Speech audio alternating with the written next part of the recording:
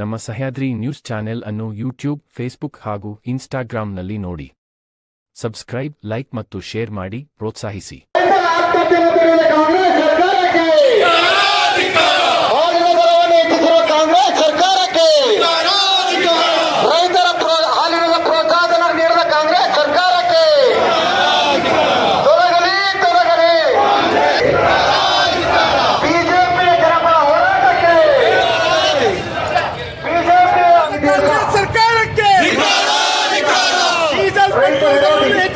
ಕಾಂಗ್ರೆಸ್ ಸರ್ಕಾರಕ್ಕೆ ದೀನ ದಲಿತರ ಹಣ ದೂಟಿ ಹೊಡೆದ ಕಾಂಗ್ರೆಸ್ ಸರ್ಕಾರಕ್ಕೆ ಬೇಕು.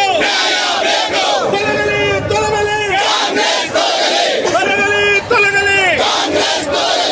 ರೈತರ ಹಾಲಿಗೆ ಪ್ರೋತ್ಸಾಹ ನೀಡಿದ ಕಾಂಗ್ರೆಸ್ ಸರ್ಕಾರಕ್ಕೆ, ರೈತರನ್ನು ಆತ್ಮಹತ್ಯೆ ದಾರಿಗೆ ತಳ್ಳುತ್ತಿರುವ ಕಾಂಗ್ರೆಸ್ ಸರ್ಕಾರಕ್ಕೆ, ರೈತ ವಿರೋಧಿ ಕಾಂಗ್ರೆಸ್ ಸರ್ಕಾರಕ್ಕೆ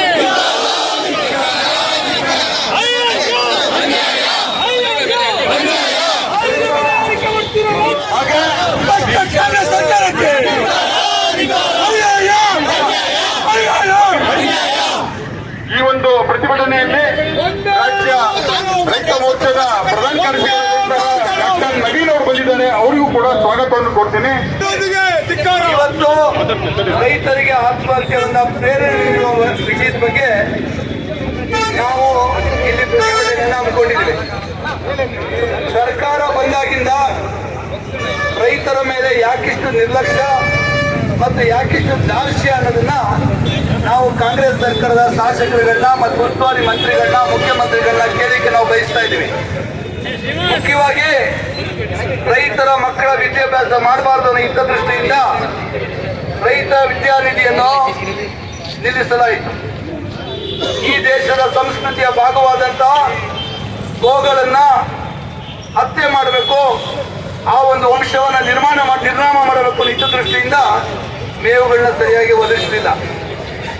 ರೈತರನ್ನ ಆ ಒಂದು ಕುಲವನ್ನೇ ಹಾಳು ಮಾಡಬೇಕು ಅನ್ನೋ ಹಿತದೃಷ್ಟಿಯಿಂದ ರೈತರಿಗೆ ಬೀಜವನ್ನು ಸರಿಯಾಗಿ ಒದಗಿಸಲಿಲ್ಲ.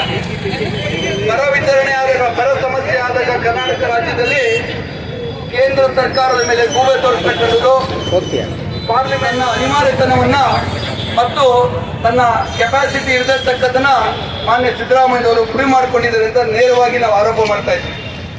ಜಿಲ್ಲೆಯಲ್ಲಿ 79 ಜನ ಆತ್ಮಹತ್ಯೆ ಮಾಡ್ಕೊಂಡಿದ್ದಾರೆ. ಯಾಕೆ ಹೀಗಾಗ್ತಾ ಇದೆ?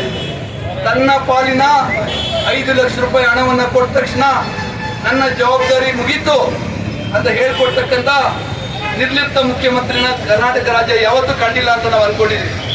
ಯಾಕೆ ರೈತರು ಆತ್ಮಹತ್ಯೆ ಮಾಡ್ಕೊಂಡಿದ್ದಾರೆ? ಯಾವ ಕಾರಣಕ್ಕೋಸ್ಕರ ಮಾಡ್ಕೊಂಡಿದ್ದಾರೆ?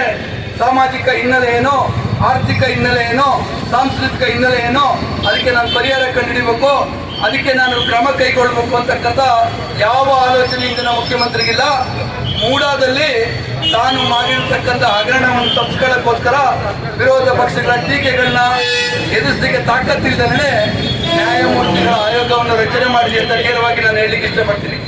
ಮುಖ್ಯಮಂತ್ರಿಯವರೇ ಮಾತೆತ್ತಿದ್ರೆ ನಾನು ರೈತರ ಮಗ, ನಾನು ಇಡೀ ಅಸೆಂಬ್ಲಿಯಲ್ಲಿ ಎಲ್ಲರಿಗೂ ಪಾಠ ಮಾಡ್ತಕ್ಕಂಥ ಕೆಲಸ ನೀವು ಮಾಡ್ತೀರಿ. ನಿಜವಾಗ್ಲೂ ನೀವು ರೈತನ ಮಗ ಆಗಿದ್ರೆ, ನಿಜವಾಗ್ಲೂ ನಿಮಗೆ ರೈತನ ಬಗ್ಗೆ ಬದ್ಧತೆ ಇತ್ತು ಅಂತಂದ್ರೆ ರೈತರು ಮಾಡಿರ್ತಕ್ಕಂಥ ಸಾಲವನ್ನ ಮನ್ನಾ ಮಾಡಬೇಕು. ಬರ ನಿರ್ವಹಣೆಯಲ್ಲಿ ನಿಮ್ಮ ವಿಫಲತೆಯನ್ನು ಎತ್ತು ತೋರಿಸ್ತಾ ಇದ್ದೀರಿ. ನೀವು ಹಣವನ್ನು ಕ್ರೋಢೀಕರಣ ಮಾಡಲಿಕ್ಕೆ ನಿಮಗೆ ತಾಕತ್ತಿಲ್ಲ ಅಂತಂದ್ರೆ ರಾಜೀನಾಮೆ ಕೊಟ್ಟು ಹೋಗ್ರಿ. ಬಿಜೆಪಿ, ಜೆಡಿಎಸ್ ಸರ್ಕಾರ ಮಾಡ್ತಕ್ಕಂಥ ತಾಕತ್ತು ನಮಗಿದೆ. ರಾಜ್ಯದ ಆರ್ಥಿಕತೆಯನ್ನು ಹೇಗೆ ಸರಿ ಮಾಡಬೇಕು, ಹೇಗೆ ಸರಿ ತರಬೇಕು ಅಂತಕ್ಕಂಥ ತಾಕತ್ತು ನಮ್ಮಲ್ಲಿದೆ, ನಮ್ಮ ನಾಯಕರುಗಳಿದೆ ಅಂತ ಹೇಳಲಿಕ್ಕೆ ಇಷ್ಟಪಡ್ತೀನಿ. ಕಾಂಗ್ರೆಸ್ನವರಿಗೆ ಓಲೈಕೆ ರಾಜಕಾರಣ ಬಿಟ್ರೆ ಅಭಿವೃದ್ಧಿ ರಾಜಕಾರಣದ ಬಗ್ಗೆ ಯಾವ ತರ್ತಕ್ಕಂಥ ಕಾಳಜಿ ಅವ್ರಿಗಿಲ್ಲ. ಆ ಒಂದು ಮುಕ್ತ ಹಸುಗಳು ಈ ಮನುಕುಲವನ್ನು ಉಳಿಸ್ತಕ್ಕಂಥ ಕೆಲಸವನ್ನ ಹಾಲು ಕೊಡುವ ಮುಖಾಂತರ ಮಾಡಿದ್ದ. ಆ ಒಂದು ಹೈನುಗಾರಿಕೆ ಮಾಡ್ತಕ್ಕಂಥ ರೈತರನ್ನ ಹಾಳು ಮಾಡಬೇಕು ಅನ್ಕೊಂಡು ಹಾಲಿನ ಪ್ರೋತ್ಸಾಹವನ್ನು ಕಳೆದ 9 ತಿಂಗಳಿಂದ ರಾಜ್ಯಾದ್ಯಂತ ಯಾವ ಜಿಲ್ಲೆಯ ಹಾಲು ಉತ್ಪಾದಕರ ಒಕ್ಕೂಟಗಳಿಗೂ ಕೊಟ್ಟಿಲ್ಲ, ಜೊತೆಗೆ ಮಿಲ್ಕ್ ಪ್ರೊಡ್ಯೂಸರ್ ಕೋಆಪರೇಟಿವ್ ಸೊಸೈಟಿಗೂ ಕೊಟ್ಟಿಲ್ಲ, ಯಾವ ಷೇರುದಾರಿಗೂ ಕೊಟ್ಟಿಲ್ಲ. ಇದರಿಂದ ದುರಂತ ಇನ್ನೊಂದಿಲ್ಲ ಅಂತ ನಾನು ಇಷ್ಟಪಡ್ತೀನಿ. ಕ್ರಮವನ್ನು ಕಾಂಗ್ರೆಸ್ ಸರ್ಕಾರ ಕೈಗೊಳ್ಳುತ್ತಿದೆ. ಇವತ್ತು ನಡೀತಕ್ಕಂಥದ್ದು ಒಂದು ಸಾಂಕೇತಿಕ ಪ್ರತಿಭಟನೆ. ಮುಂದಿನ ದಿನಗಳಲ್ಲಿ ಕಾಂಗ್ರೆಸ್ ಸರ್ಕಾರ ತನ್ನ ನಡೆಯನ್ನು ಸರಿಪಡಿಸಿಕೊಳ್ಳದೆ ಹೋಯ್ತು ಅಂತಂದ್ರೆ ನಾವು DC ಆಫೀಸ್ ಮುಂದೆ ಅಮರಾಂತ ಉಪವಾಸವನ್ನು ಮಾಡ್ತೀವಿ. ಜಿಲ್ಲಾ ಮಂತ್ರಿಗಳು ಜಿಲ್ಲೆಗೆ ಬಂದ್ರೆ ಮುತ್ತಿಗೆ ಹಾಕ್ತೀರಿ, ರಾಜ್ಯದ ಯಾವ ಕಾಂಗ್ರೆಸ್ ಮಂತ್ರಿಗಳು ಜಿಲ್ಲೆಗೆ ಬಂದ್ರೆ ನಾವು ಮುತ್ತಿಗೆ ಹಾಕ್ತಕ್ಕಂಥ ಕೆಲಸವನ್ನ ರಾಜ್ಯಾದ್ಯಂತ ಮಾಡ್ತೀವಿ ಅಂತ ನಾನು ಈ ಮೂಲಕ ಹೇಳಲಿಕ್ಕೆ ಇಷ್ಟಪಡ್ತೀನಿ.